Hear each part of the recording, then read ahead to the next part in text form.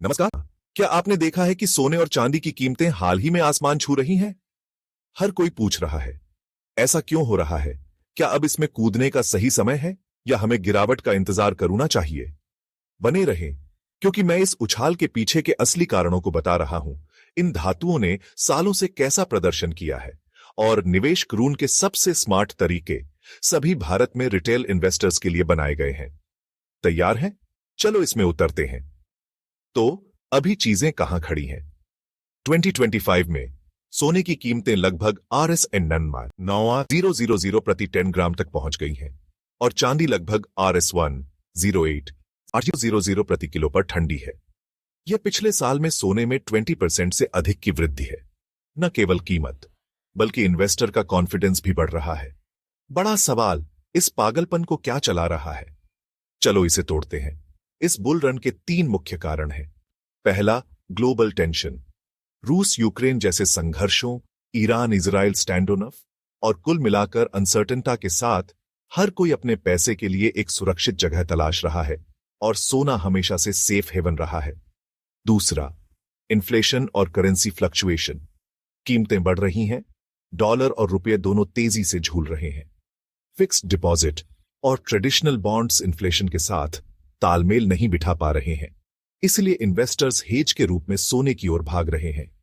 तीसरा, central bank shopping कर रहे हैं। आरबीआई और अन्य प्रमुख सेंट्रल बैंक पागलपन की तरह सोना खरीद रहे हैं, जिससे सप्लाई कम हो जाती है और डिमांड बढ़ जाती है। पिछले साल ही आरबीआई ने अपने रिजर्व में 13 टन से अधिक सोना जोड़ा। लेकिन इतिहास हमें क्या बताता है? 2010 में सोना सिर्फ RS500 प्रति 10 ग्राम था। आज की बात करें तो हम RS8000 की बात कर रहे हैं। यह 15 सालों में लगभग 5 गुना है।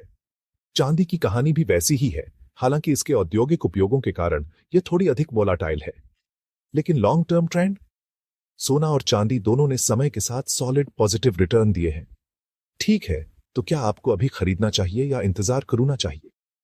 अगर आप लॉन्ग टर्म सोच रहे हैं तो जवाब हां है। यह अभी भी एक अच्छा विचार है।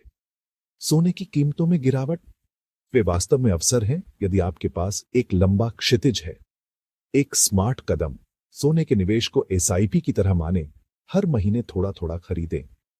इसे रुपी कॉस्ट एवरेजिंग कहा जाता है और यह मार्केट को टाइम क्रून के स्ट्रेस को दूर क्रून में मदद करता है। अब आप वास्तव में सोने या चांदी में कैसे निवेश करते हैं? ऑप्शन 1, फिजिकल गोल्ड, ज्वेलरी, सिक्के, बार। लेकिन याद रखें, आपको मेकिंग चार्ज देना होगा और चोरी का हमेशा खतरा रहता है। ऑप्शन 2, सॉवरेन गोल्ड बॉन्ड्स या एसजीबी।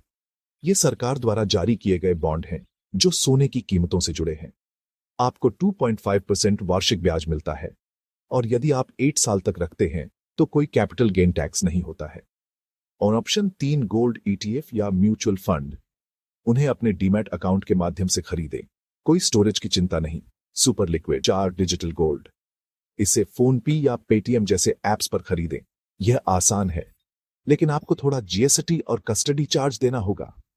तो सबसे अच्छा कौन सा है? यदि आप एक लॉन्ग टर्म इन्वेस्टर हैं तो एसएसजीबी स्पष्ट विजेता है।